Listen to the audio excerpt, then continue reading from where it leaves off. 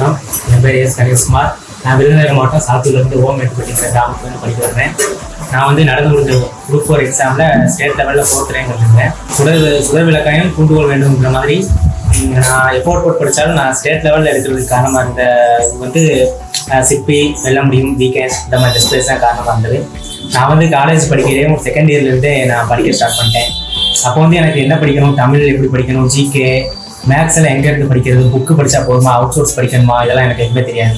College போயிட்டு வந்த நேரம் சும்மா ஒரு 10 பக்கம் நடக்குமே, அவ்வளோதான்.